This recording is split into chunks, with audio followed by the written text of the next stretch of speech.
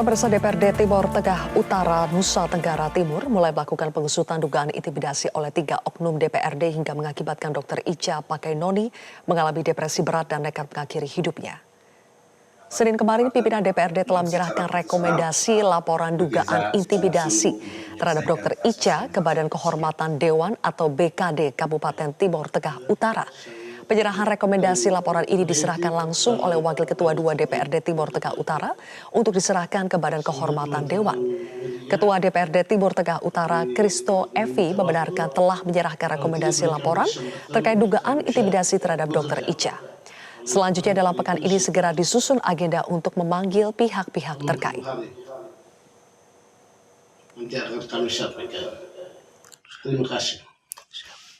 Ini agar oleh Badan Kehormatan DPRD mendorong BK untuk segera berproses dan BK tentunya bekerja berdasarkan aturan yang telah diatur dalam tata tertib, dalam kode etik, dan dalam tata cara beracara Badan Kehormatan Kabupaten TTU.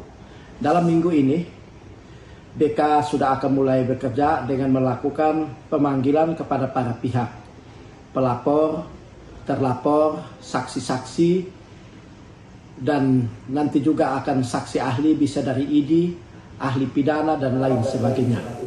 Salah seorang anggota DPRD Kabupaten Timur Tengah Utara, Veronica Lake dari PDI Perjuangan, akhirnya buka suara dan memberikan klarifikasi terkait dugaan keterlibatannya bersama 2 anggota DPRD lainnya yang diduga melakukan intimidasi terhadap Dr. Ica hingga menyebabkan korban depresi berat hingga bunuh diri. Kehadiran saya di rumah sakit bukan merupakan kunjungan yang direncanakan sebelumnya. Saya ikut bersama rombongan karena kebetulan pulang bersama mereka. Sesampainya di rumah sakit, 2 rekan saya terlebih dahulu masuk ke ruangan perawatan. Sementara saya masih berada di depan IGD berbincang dengan istrinya anggota DPRD. Ketika masuk ke ruangan IGD, saya melihat perdebatan telah berlangsung antara 2 rekan saya dan dokter. Saat masuk, saya berjalan menuju pasien dan melihat kondisinya. Saya kemudian ikut menanyakan bagaimana tindak lanjut penanganan kepada pasien, standar pelayanan, dan kualitas pelayanan. Terkait perkataan panggil wartawan saja, itu saya maksudkan sebagai usulan dalam percakapan kepada salah satu rekan DPRD, agar ada liputan eksternal dan investigatif terkait transparansi pelayanan kesehatan, evaluasi, dan perbaikan kualitas pelayanan kesehatan. Jadi, sama sekali tidak ditujukan kepada personal ataupun pribadi, tetapi sebagai bentuk dari perbaikan pelayanan kesehatan di rumah sakit. Rumah sakit harus memberikan pelayanan yang sesuai dengan standar yang baik kepada pasien, karena hal ini menyangkut kesehatan pasien yang adalah anggota masyarakat. Tidak lama kemudian, datanglah pihak manajemen rumah sakit dan dokter lain datang memberikan penjelasan mengenai prosedur penanganan kepada pasien. Selanjutnya, 2 rekan saya berdiskusi dengan pihak manajemen rumah sakit dan saat itu juga persoalan tersebut telah diselesaikan secara baik. Dan 2 rekan saya sudah menyampaikan permohonan maaf kepada pihak manajemen Rumah Sakit Leona dan juga almarhumah Dr. Ica saat itu juga.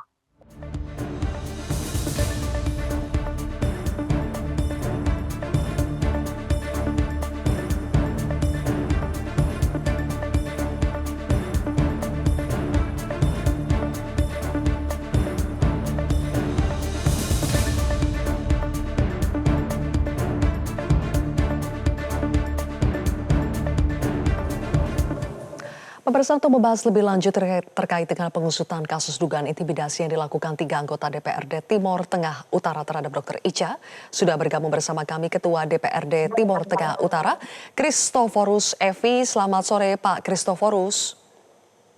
Selamat sore, Bu Silvi. Baik, Pak, yang kami dengar bahwa dari pimpinan DPRD Timur Tengah Utara sudah menyerahkan laporan rekomendasi kepada Badan Kehormatan Dewan. Apa sebetulnya isi dari laporan rekomendasi itu, Pak? Baik, terima kasih. Jadi tanggal 29 Juni kemarin, hari Senin, pimpinan DPRD Kabupaten Timur Tengah Utara secara resmi menyerahkan rekomendasi kepada Badan Kehormatan DPRD TTU untuk menindaklanjuti persoalan yang terjadi di Rumah Sakit Leona yang menimpa almarhum Dr. Icha Pakenoni. Isi rekomendasinya yaitu meminta Badan Kehormatan untuk bekerja sesuai dengan ketentuan tata tertib DPRD, kode etik dan tata beracara Badan Kehormatan untuk segera melakukan pekerjaan klarifikasi, penyelidikan dan konfirmasi untuk segera bisa diambil keputusan Badan Kehormatan agar kita bisa memberikan rasa keadilan kepada keluarga korban dan juga kepada publik.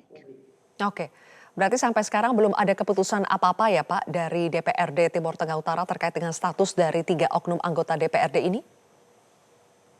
Ya, jadi keputusan DPRD harus berdasarkan kepada rekomendasi dari Badan Kehormatan. Jadi Badan Kehormatan sesuai dengan ketentuan peraturan itu memiliki waktu 60 hari, tetapi dalam rapat terbatas, rapat bersama antara Badan Kehormatan dengan pimpinan DPRD, mereka menjanjikan bahwa hari Selasa tanggal 7 Juli sudah akan disampaikan kepada pimpinan DPRD rekomendasi Badan Kehormatan terkait dengan penyelidikan kasus yang menimpa almarhum Dr. Icha Pakenoni.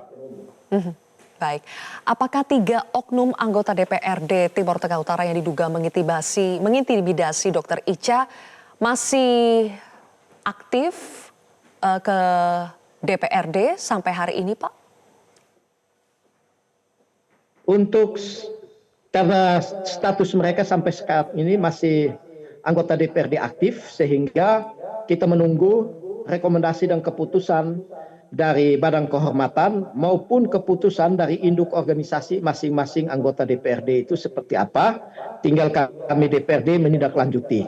Jadi kami berharap Badan Kehormatan DPRD bisa bersidang secepatnya sehingga pada hari Selasa minggu depan sudah ada keputusan dan keputusan itu direkomendasikan kepada pimpinan DPRD agar pimpinan DPRD membawa dalam rapat paripurna untuk diumumkan dan diambil keputusan dalam rapat paripurna DPRD. Tapi mereka masih berkantor tidak Pak ke DPRD? Sampai sekarang mereka masih tercatat sebagai sampai dengan hari ini sejak kejadian DPRD. Baik. Pak Christoforus, apakah secara pribadi atau di luar forum BKD, Pak Christoforus sendiri sudah sempat memintai keterangan atau bertanya langsung kepada 3 oknum anggota DPRD ini terkait dengan dugaan intimidasi kepada Dr. Icha?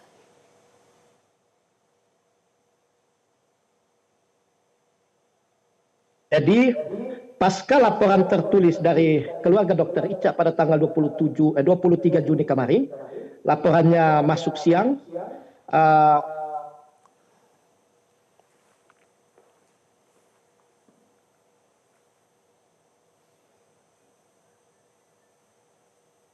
Halo, Pak Christoforus. Pada tanggal 24 Juni diduga melakukan intimidasi terhadap Dr. Icha Pakenoni. Kami mendengarkan klarifikasi dan konfirmasi dari ketiga anggota dewan tersebut. Pak Christoforus, mohon maaf, boleh diulangi lagi jawabannya Pak, karena tadi di awal sempat terputus Pak. Oh ya, baik. Jadi pasca laporan dari keluarga pada tanggal 23, pimpinan DPRD bergerak cepat mengundang Badan Kehormatan dan ketiga orang yang diduga melakukan intimidasi untuk melakukan pertemuan bersama pada tanggal 24 Juni. Artinya laporan masuk tanggal 23, 24 kami langsung bergerak mengundang untuk mendengarkan klarifikasi dan konfirmasi dari ketiga anggota DPRD dimaksud. Oke. Apa yang disampaikan mereka bertiga Pak? Apakah diakui ada perbuatan intimidasi itu atau apa pembelaan mereka? Jadi baik, penyampaian yang disampaikan saat dalam rapat klarifikasi bersama dengan Badan Kehormatan DPRD bahwa ketiga anggota DPRD tersebut menyampaikan bahwa mereka nada bicara mereka keras dan tinggi, menanyakan terkait dengan prosedur penanganan pasien gigit ular bisa. Itu yang disampaikan, dan mereka tidak bermaksud untuk melakukan intimidasi. Itu versi dari hasil klarifikasi kami terhadap 3 anggota DPRD tersebut. Tentunya hasil klarifikasi ini harus kita sandingkan dengan bukti-bukti yang lain, ataupun saksi-saksi maupun CCTV yang ada di Rumah Sakit Leona Keva Manado. Baik. Dan terkait dengan dugaan mereka dibawa pengaruh alkohol, ada 2 oknum anggota DPRD yang diduga dibawa pengaruh alkohol ketika melakukan intimidasi. Apakah itu juga diklarifikasi, Pak, oleh mereka berdua? Menurut penyampaian mereka, ketika kami tanyakan itu, mereka tidak menjelaskan secara detail. Mereka hanya menjelaskan posisi saat mereka berada di Rumah Sakit Leona, menanyakan terkait dengan perkembangan pasien gigit ular bisa tadi. Baik, Pak Kristoforus, sambil menunggu ya hasil dari pemeriksaan BKD terhadap 3 oknum anggota DPR ini, Bapak sebagai pimpinan DPRD Timur Tengah Utara, apa yang sudah Bapak lakukan atau sampaikan kepada pihak keluarga korban? Baik, jadi sejak kejadian waktu almarhum Dr. Ica masih di rumah sakit, ketika kami mendapatkan laporan secara lisan dari pihak keluarga yang menyampaikan kepada saya bahwa akibat tekanan dan intimidasi yang dilakukan oleh anggota DPRD Kabupaten Itu dan menyebabkan Dr. Ica mengalami drop dan masuk rumah sakit, saya berinisiatif mengunjungi Dr. Ica pada tanggal 17 Juni 2026 di Rumah Sakit Leona Keva Manado. Dalam kunjungan tersebut saya menyampaikan yang pertama permohonan maaf atas kejadian ini, atas nama lembaga DPRD menyampaikan permohonan maaf atas kejadian ini karena kejadian ini terjadi di luar jam kerja DPRD dan di luar penugasan dari DPRD. Artinya apa yang dilakukan oleh ketiga anggota DPRD adalah di luar jam kerja DPRD. Tetapi sebagai pimpinan saya tentunya bertanggung jawab untuk menyampaikan permohonan maaf dan juga menyesalkan sampai hal itu terjadi, karena ketika saya melihat Dr. Ica yang waktu itu masih dirawat di Rumah Sakit Leona, kondisinya sangat drop sehingga kita menyesalkan mengapa hal itu sampai terjadi. Jadi setelah itu saya selalu berkomunikasi dengan keluarga dari almarhum Dr. Ica. Jadi fokus kami adalah bagaimana kita bersama-sama melakukan upaya pemulihan agar Dr. Ica ini bisa cepat pulih dari trauma akibat tekanan dan intimidasi tersebut. Dan juga setelah saya berjumpa dengan almarhum Dr. Ica di Rumah Sakit Leona, saya bertemu dengan Direktur Rumah Sakit Leona serta manajemen Rumah Sakit Leona, dan saya meminta mereka untuk fokus pada upaya pemulihan dari almarhum Dr. Ica, karena dari kondisi yang saya saksikan dan saya lihat ketika saya berkunjung, Dr. Ica mengalami tekanan dan situasi kebatinannya tidak stabil, sehingga saya minta direktur untuk bersama-sama dengan keluarga mengutamakan pemulihan terhadap apa yang dialami oleh Dr. Ica. Oke, baik. Bapak sempat menjenguk Dr. Ica ketika dirawat di rumah sakit pasca mengalami intimidasi. 3 oknum anggota DPRD Timur Tengah Utara ini juga sebetulnya sempat tidak sih Pak meminta maaf kepada Dr. Ica atas perbuatan mereka pada saat Dr. Ica masuk ke rumah sakit sampai harus dirawat di rumah sakit ya karena mengalami intimidasi?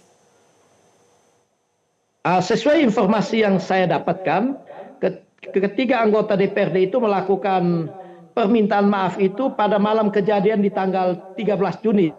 Permintaan maaf itu disampaikan kepada Direktur Rumah Sakit dan Manajemen Rumah Sakit atas peristiwa silang pendapat di saat mereka menjenguk pasien gigit ular tadi.